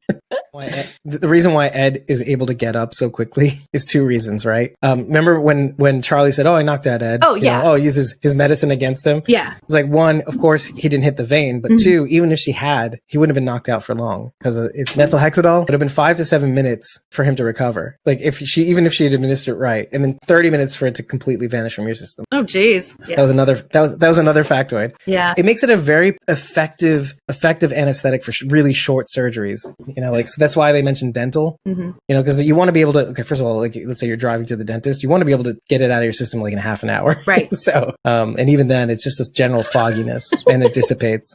On the heels of that, so Sharon says, "I want to use my Game of Thrones reference on Charlie. I could totally dig her as Fear's version of Arya, the little badass faceless assassin." Which, yeah, why not? This is a chameleon, and I really do keep hoping that they bring her up, having her use her strengths to be something that she, like, that hint callback to what the person she was into, like, the person she can become with those skills, being the new person, appreciating people for who they are, and trusting people too, especially in Close Your Eyes 2.0. Okay, so let's talk about the song though. Okay, so the song is called Lonesome Rambler Blues by the American Swing Ensemble. Again, I think it's like another 20s type of song. Well, the only thing I really took out of this was that Ed was sort of talking about his blues while the blues was playing. Well, the playing chess with his family. Mm-hmm. One of the things that I found fascinating about what he was saying at the time was that the reason why they played chess that time in the game room when they were stuck in there was that it was raining the entire weekend or whatever week that they were out there. And that actually brought me right back to Close Your Eyes again, because what was happening on the outside was that typhoon, the Walker-nado that was going out there, which is why they had to take shelter, Oh, yeah. So I thought that was kind of prescient. The flooded basement, the windows that were crashing in with walkers, the bird that fell down from the flue, all these, and the bird that was stuck in the flue was a crow or like a raven. One of the first taxidermy things that she sees is a crow. It's like callback there.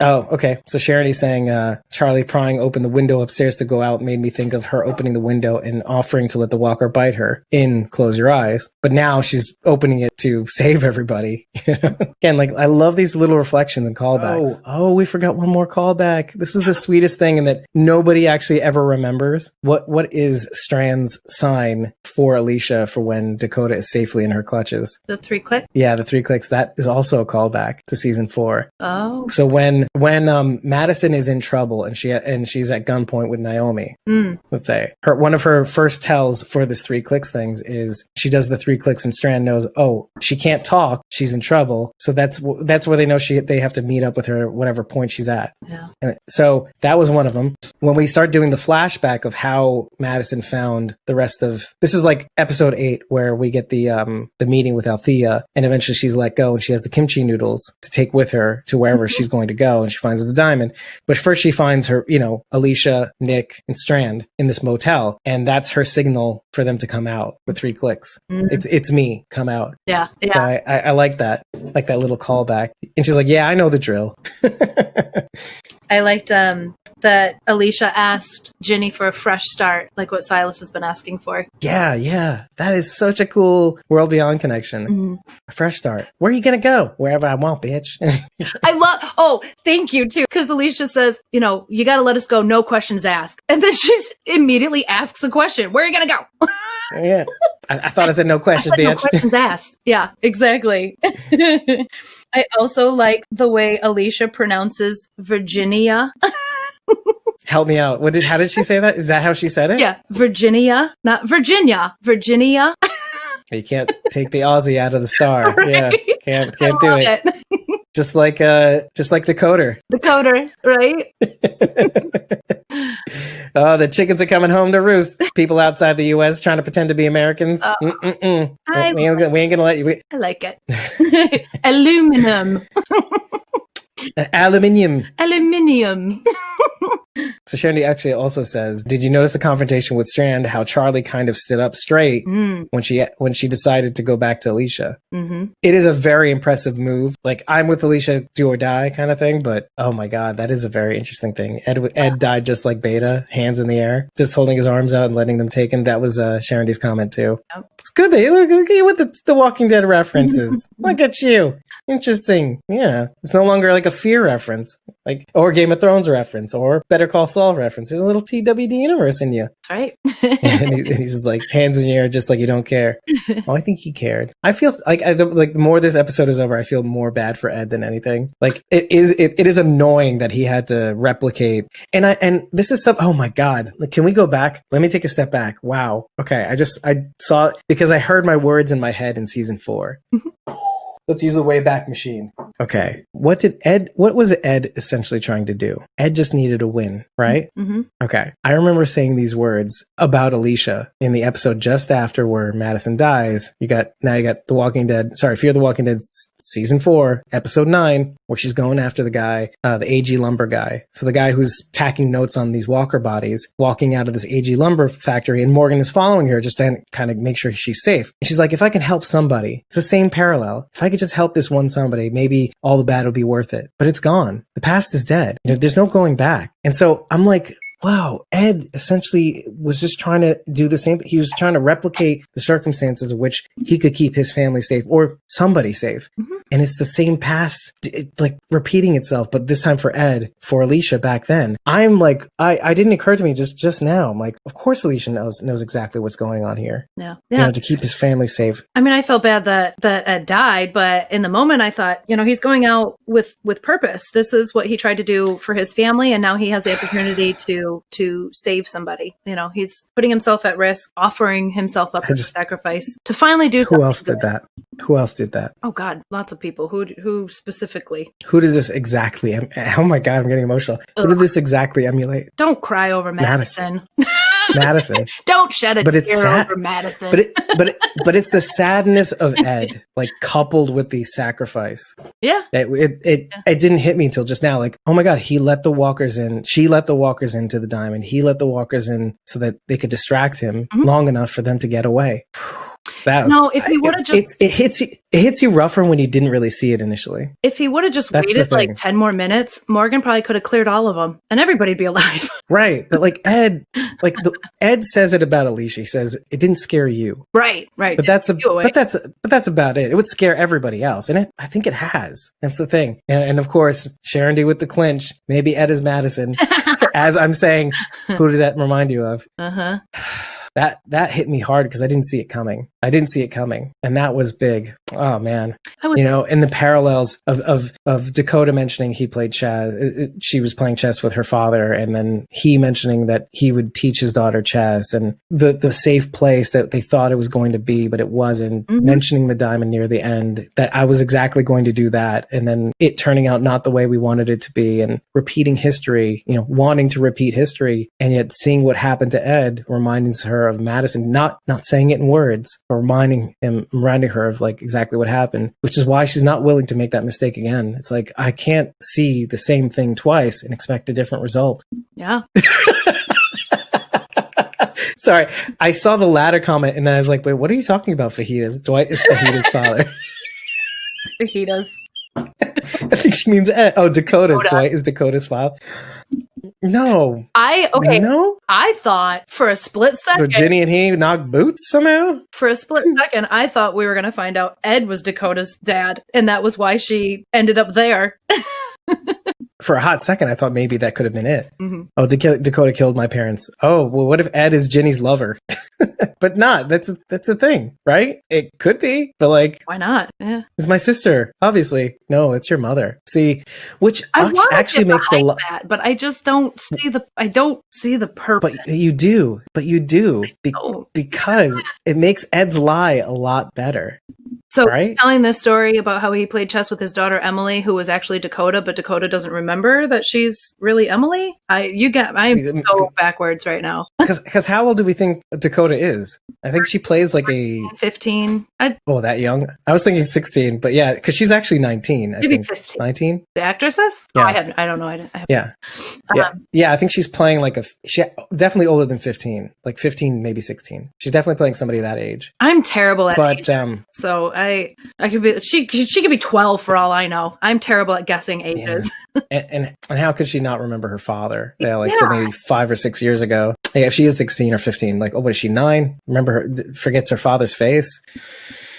No. Not likely. Not likely. Not likely. That would be an interesting turnaround, but or maybe she does. Oh my fucking God. Maybe she does, but doesn't say anything. And maybe he doesn't know what she looks like now. It's been 6 years or 5 years. Oh my God. What if she keeps quiet? What if this is her last month? But what if she's so focused on her mission? I'm sorry. I have to go there.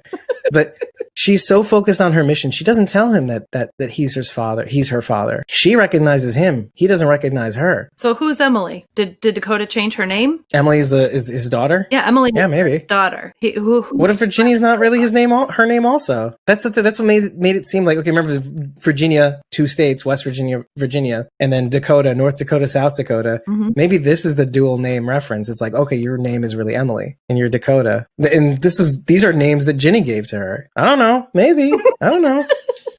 Hey, we're trying to make the pieces fit. Listen, I recognize I'm trying to fit a square peg in a round hole. That's all I'm trying to do right now. Can't blame me. Crazier things have happened, so I can't say no. I mean, I heard that Dwight is Fajita's father. That's right. Dwight fathered. So anything is possible. Oh, I wish I could. Yeah. That is such a quotable. Dwight is Fajita's father. It's like, and then Sharon to go, what the fuck, Fajita? It's freaking speak to text. I just have to say it the way it was written. Speak to text. Right. Not making things better. Not making anything better. I'm very hot now. Oh my gosh. In a cold house, I'm very hot. This t-shirt doesn't help. I don't know why. Nisa, where's the Sharon D translator? What do you make of this? Sharon D says, you'll never look at fajitas the same way. I'll just see Dwight's face. Right? Dwight's mangled face.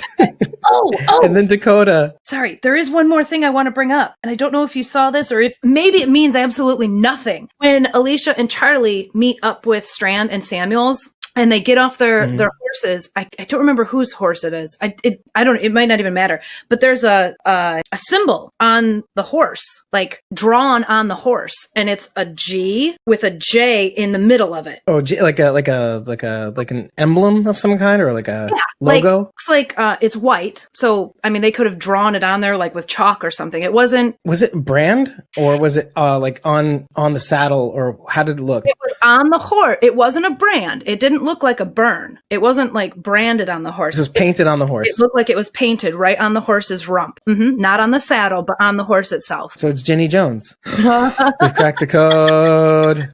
Kidding, I don't know. That would be kind of funny if Ginny's last name was Jones, Virginia Jones. Virginia Jones. You're like, no, you're not a Jones. You can't carry that name. It's my name. But again, mirror reflections. Yeah.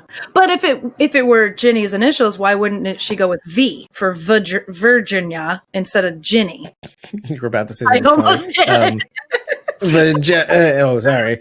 But you're right. Yeah, you're exactly right, though. Yeah, it would be Virginia, rather. Yeah. But it could mean absolutely nothing. It might mean nothing. Because it's definitely not Samuel's, right? There's no S on there anywhere. Nope. And this is on one of the horses that either Well, Ginny's with a G, by the way. Right. So it would be Gigi. So Ginny Grimes, she's saying Sharon. That's funny. There was that theory. I think Sharon D had that theory, though. I think that Virginia might be Rick's one of Rick's family members, which would throw a whole wrench into this whole equation. Right. Charlie and Alicia approach Strand and Samuels on horseback, right? They're on horses? Okay. Slowly, yes. So it's one of their horses. It's either Charlie or Alicia's horse that has the symbol on it. No one's telling me they saw the same thing. I even drew it. I drew the symbol in my notes so I wouldn't forget. Okay, well, what we didn't talk about necessarily was the standoff between Strand. Not, that moment where Strand pulls out the gun and is like, that this is what we're doing. What I need to get the Rachael reaction because I might have had a similar one. Okay. Not so important, are you? So this is where I have to sort of separate what I want and what's good for the story, right? Okay, right. I'm sure. But yeah, let's start with what you want. What I wanted was for Alicia to jab that through Strand's throat. Okay, but let's drill down on why, because what were you feeling in that moment with Strand? Well, I was feeling that Strand was not going to let them go. He was going to take Dakota by any means necessary, and Alicia was going to have to end him in order to save Dakota. Right, which again, just to kind of bring you back to just a moment ago, where Morgan, it almost felt like, was posturing like he was going to have to do that to Alicia as well. So, you get that sort of feeling with his words, his exact words that he uses to anybody who says, I can't let you leave, or I can't let you do that. Yep. I can't let you, we all have to do things we don't normally do. Maybe this is one of them. Okay, let's go back to Strand now. Strand is doing the same thing. Everybody has this idea of what is supposed to happen, or what we're supposed to do. Strand having this razor focus on his plan only. Okay, you're back into that moment. You're like, fuck this, Strand, you did. But then you think Mexican standoff. Is the point Strand sticking up these people? Is it going to work? Because you're literally going to have to kill people that you love. That's to look what them in the eye. Been expecting. Yeah. So I don't know. And it worked in a way. Well, I wanted Alicia to kill Strand just because he was annoying me in the moment. But obviously, I don't think that's good for the story, because if Alicia killed Strand, I feel like Ginny wins because she's turning this group against each other, and that would be terrible. So that would be the beginning. Even that, in a sense, would be good for the story, though. Like having that one loss, that to affirm, to have Alicia in crisis, it would negate some of the things she learned in this episode a little bit about how we're supposed to be doing things, right? Right. But plot armor, it's kind of a confusing thing to navigate. Sandise is going crazy. So hold on, let's read what Sharon says. Is it going to work? I think they were hoping to sway Strand to their side. Sure. And I think in a way, by the end of it, they might have. But instead, now Strand is relegating himself to being the pawn. I think that's interesting. We said that earlier, and now I'm thinking, well, how far is Strand willing to go to sacrifice him for Alicia? Because we did evoke those feelings of Madison sacrificing herself to the diamond. Part of that scene, or part of that moment, was Strand putting his hand into the fire to save somebody that was on fire. I think that was Alicia, I think, too. Which could be interesting foreshadowing, because if Strand is saying, okay, I'm accepting you as leader also, just like Morgan did earlier, and if that's the case, I'm going to play Ginny's part up until the moment I need to, and then sacrifice myself for these people. It doesn't look like it by the end of the episode, but I do see because of the St. Christopher medallion, he's the one who takes it in the end, if I remember right. He's the one who needs this the most. I think you're right. I think Alicia hands it back to him before she walks away. Isn't that what we were trying to do? And then she's like, it's up to you now. You need to play this now, play this part to the max, because now you need to be 100% committed to your original plan, with the variance of now I have Dakota. I have just damaged her from the inside without hurting anybody, right? Not what you were willing to do, Strand. Now Strand is Super Saiyan 4, which is what? Super Saiyan, what is that now? And I'm trying to figure out what. It's not God, obviously. So. Oh, I don't know. Sharondy's saying Alicia did not give Strand the medallion. She's almost sure. Oh, yeah. He handed it to her, and she took it. Right, but I thought she handed it guess. back to him right before she walks away. I thought she did too. Neeson and Sharondy are confirming. You know what? Also, that got me thinking. My initial reaction, because I was high brain. Remember high brain? Yeah. Okay. When I saw that, I was like, "Is Daniel in that pile of Walker antler bodies also?" Because I was thinking, like, I don't know why I thought Daniel. I thought immediately of Daniel when I saw the St. Christopher medallion. Oh, of course, me too. I think that was on purpose. They wanted us to remember Daniel, and also Strand is talking about his plan in that moment and what they've worked for. Last we knew, Strand didn't know that Daniel still had his memory. So Still, right. yeah. I mean, for a split second, I got the impression that Daniel was in on whatever sort of plan, but then I thought, no, Strand still thinks Daniel. Exactly. But obviously the medallion is in the scene to remind us of Daniel. So Sharondy's saying, what exactly did Alicia mean when she told Strand, "I'm doing exactly what you asked me to"? Oh, that's what I'm saying. That's what I keep repeating. She is doing exactly what Strand wanted to do, which is damage Ginny from the inside. But go far away from her so that he can damage Ginny from the inside. But essentially, she is damaging Ginny from the inside. Right. But that's by keeping Dakota. Strand didn't ask Alicia to do damage from the inside. He asked her to go far away, to stay away from him. Right. Right. But you're not thinking of what she said, what Strand said to her at the Gulch. Strand said to her at the Gulch, "We can do more damage from the inside." Oh, okay. That is also what he told her to do. We got to go farther back. And okay. All right. No, not remembering the man he was. Not at all. In fact, embrace the man that you were. You got to go deeper, Strand. You got to go deeper. You got to go Super Saiyan Strand. Right. 4. Yeah, you do have to remember the man you were. But in the context of what you were trying to say before, is damager from the inside, for sure. Mm-hmm. And Strand was 100% going to give back Dakota, because again, Strand knows. And that's the thing. I kind of wish he had told them. Did he tell them that, if we don't give back Dakota, she will sacrifice all our friends? No. He didn't. No. But they all have to know that at that point. Alicia was right there when Dakota said, if you... Morgan definitely knows that. Yeah, Morgan definitely knows. Alicia should know, because she was right there when they were at the sugar place, and Dakota said, if you run, she's... That's right. Kill all your friends. All right. These three in particular do know. Mm-hmm. Yeah. The only other question I had was, since Grace has been at Lawton this whole time, where is Doc Holt? That's a good question. Maybe he really is dead. Maybe he really... Oh, poor Doc. Or Doc Holt is shuffled away in moments where he's just meant to go check on his patient. And if he is dead, I don't know. Are we going to see June deliver Grace baby? Maybe. Yeah, maybe that's what it's all about. Virginia killed their parents. I still think Dakota could have done that. Well, because she says, Alicia asks, why did Virginia kill your parents? And she's like, I don't know. I find that to me is a bullshit answer. If your sister killed your parents, she would tell you why. Or you would at least know why. Or she doesn't. It was like an off-screen kill. Or Ginny won't tell her why. Well, or maybe it was just like Silas. It's like her parents had turned, and that's what she had to do. I guess she was like 6 years old, let's say. Then say that. Like, I don't know. That's why I just call bullshit. That's why I'm putting money on Dakota killing the parents, not Ginny. Or there are no parents. Again, this puts more weight on the idea that Ginny is Dakota's mom. It's a misdirect for everybody else. Oh, I know why. I know what you're going to ask. Why would Ginny lie about Dakota being her sister? And the easiest answer is, if people knew that Dakota was her daughter, it would keep her vulnerable. I think if it's her sister, it's less of a tether to Ginny. You think so? In some ways, I think. Like, if people knew that this was her daughter, then it would be like, number one, I've got your daughter by the neck, etc. Like, okay, if it's a sister, maybe it's not that important to her. Maybe it's not as important. Maybe she would sacrifice. She'll sacrifice other people. Why not her sister? So if Ginny tells everyone that Dakota is her sister, it keeps her more at arm's length and a less likely target. I think so. Okay. Interesting. It's not a very good explanation, but you can see it being a mother also. Yeah. Oh, Silas, that's my little brother.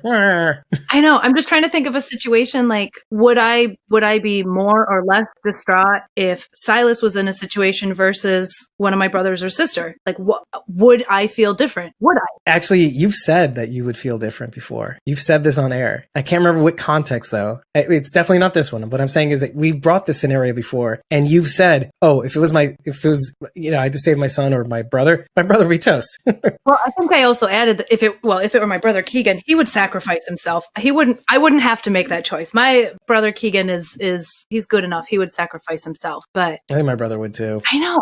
I don't. I wouldn't let him. I have a very, very big, big bond with my brother.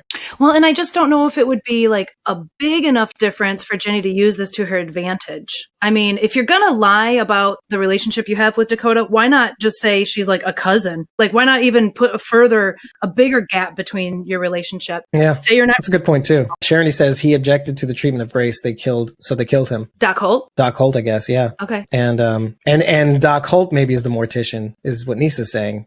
She doesn't believe Dakota. And Sharon is also saying my brother wouldn't sacrifice himself for me. Cousin is too far, Nisa says. And Sharon is saying her brother isn't that type. Too far? Like too far of a relationship. See, if that was all you had left though, that would mean the world. Your cousin would mean the world if that was the only family member you had left. All right, so maybe sister is just right. It's right in the middle between cousin and so that's what Nisa says. Sister is closer but not as close as daughter. Yeah. Yeah. See, like if they would have told her it's her, and as evident, this is why I'm on this train, is because daughter, the way she's reacting is more of a daughter than a sister, I think. Well, we also don't know how long their parents have been gone. Ginny might That's true. look Also, at Dakota more as a daughter because she's been raising her for who knows how long. also very true. Also very, very true. This is why the nature of her protection, this feels like her daughter. You know, she's that adamant about keeping her safe. Sure. Again, last person she knows blood relative alive. So I guess my sister would be a good example to you. There's a considerable age difference between my sister and I. Like, I've told people she's my daughter. She could be. And I keep forgetting that you have a sister too. Yeah. Which is weird. You've told me this before. Yeah. you know, but if this were a situation where our parents were gone and it was just me and her, I think I would treat her like a daughter. There's a huge age difference between us, and I would protect her. How huge? For my daughter. 10? More. 15 years. Oh, okay. 13, 15, and 17 years between me and my youngest siblings. Oh, wow. So I That's bigger than me and my brother. Parents. Yeah, my brother and I are 10 years apart. And my dad, see, like, I have all these, like, relational, like, gaps between, like, oh, how I know how old my dad is. Like, my dad is 30 years older than me. My brother's 10 years younger than me. And Gil is, like, 1 year younger than me. And Nadina's two more years, like, 3 years younger than me. That's how I know. Now you know all my passwords. Oh, there's 11 between Sharon and her brother. Oh, okay. Yeah, so big gap. Yeah. Yeah. Oh, and yeah, this is something that I've heard repeat too. Nisa says she could have caused a car crash, Dakota, 13 years before, that killed her parents for all we know. Mm-hmm. Yeah. And is blaming Ginny. Quote unquote blaming Ginny, maybe. Mm-hmm. Or maybe there's no blame at all. She's just saying it. Because again, I'm starting to lean on the theory that Dakota has been with Ginny this entire time. And in a sense, Dakota is kind of like a mole now. Okay, if I can find out where their place is, then Ginny can swoop in after me, and she can pull a Charlie on everybody with the moles. Wrong. You are not wrong. And what ultimately happens? Alicia convinces Morgan to allow Dakota to come to the dam. Yep. Oh my God. AKA Alicia's making bad decisions just like Madison did. AKA the Diamond 2.0. Right. But, there's poetry in that, at least. That's something we can take away. I want Alicia to be better than Madison. Yeah, but, there's all these other factors in the wind, too. There's Virginia's, again, we have Virginia's outcasts. We have the end is the beginning people, if they are still actually alive, too, right? Because that's the whole other thing with Morgan that we have to kind of reckon with eventually, maybe, who knows? But, like, is he a big bad? Will he become something different? And maybe after this betrayal from Dakota, by way of Alicia, who knows? It was kind of, I don't know, it was kind of something that Alicia lumped, well, at the time we didn't know it, but Alicia lumped in whoever attacked the convoy with who blew up Tanktown. And she's like, whoever these people are, she at that moment thought it was the same people. Whoever these people are, they might be able to help us. And, I don't know who. We want to know who they are. Mm-hmm. And we want to know who Morgan is. Right. And then later, she asks Morgan about Tanktown too. So I don't know, maybe Morgan will eventually have a connection to the death cult. Oh, God. Yeah, I really hope not. Yeah, I'm not ready for Morgan to be the big bad. This is my favorite character. I'm very biased. I'm very compromised. Oh, and you know what? Nisa says, I'm not worried about the cult people after this episode, Morgan. We'll just kill them all. Right. Or will he rally them? Well, no. I don't see the Death Cult people being allies as much as I do as Ginny's rejects, I guess. The Death Cult people? Right. As Jenny's rejects? No. I see Ginny's rejects more becoming allies of an ally over the cult group. Yeah. Right. I'm just saying that Morgan may be leveraging the specter of the end as a beginning people to create a wedge, like the idea of them. Okay. That's why I say that. Oh, I thought that was clear. That's why I'm saying, he used the illusions of this end of the beginning people. Okay. As a clear threat to Ginny. Yeah. I'm not saying he's with them. Right. I thought you were saying like he got in there and convinced them to help him out with what he's doing. But then, then you have to wrestle with the fact that there really was somebody from that group in there, So yeah, we have to square that circle, and obviously isn't the case. True. I'm not willing to say he's down with that. I know he wasn't part of the Whisper War, but still, I don't think it doesn't make sense that he would do that. It doesn't make sense that he would align himself with this death cult. It doesn't make any sense. Like all life is precious, but then all of a sudden completely not. Right. Like let's end all life. It's ironic, but now we have to keep tabs on it now, sort of. I don't know. Yeah, well, so Nisa says no life is precious. Okay, so hashtag no lives matter. Okay, we're not the opposite doesn't make it true. Okay, racist.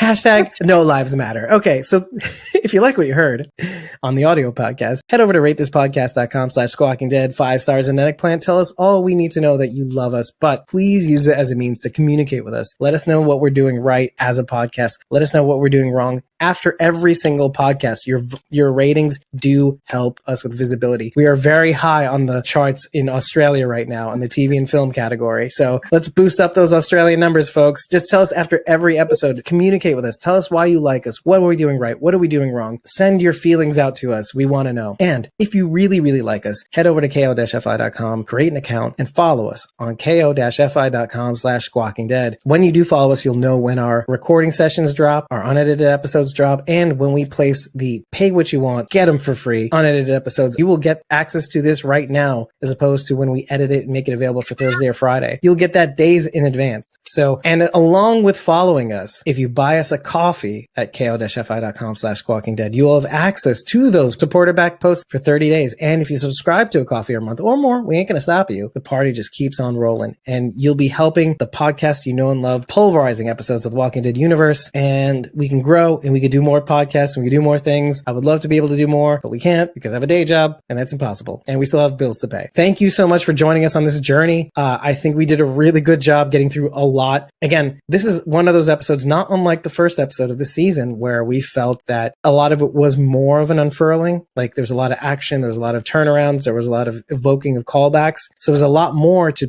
pick apart. But at the same time, it is just a good watch. Watching all these things unfurl, the creepiness of it all, the tension, where everybody's loyalties lie, bringing out some of the callbacks. So it was the perfect balance between just watch and let it unfold, and then also picking apart the callbacks, what this means, what that means, and not having the overly complicated breakdown of The Walking Dead World Beyond's last episode, episode 8, which was called The Sky is a Graveyard. That was difficult. But this one was a lot easier. So I'm thankful for that. I'm thankful for all of you joining us again and again and again. And I want to thank you from the bottom of my heart for continuing to watch us and join us on this journey. And for those of you who do support us, thank you wholeheartedly. You make this happen. You add your voices and you keep our engines running. So with that, everybody, we'll see you in the next one, which would be the 2-hour season finale of The Walking Dead World Beyond. So take care, everybody. Love you. Have a good one. See you soon. And have some fajitas on us. Yeah, go make some fajitas. Says. Go make some fajitas with Dwight. Yeah. Dwight's daughter is Dakota. Dwight's fajitas. Take care, y'all. Bye.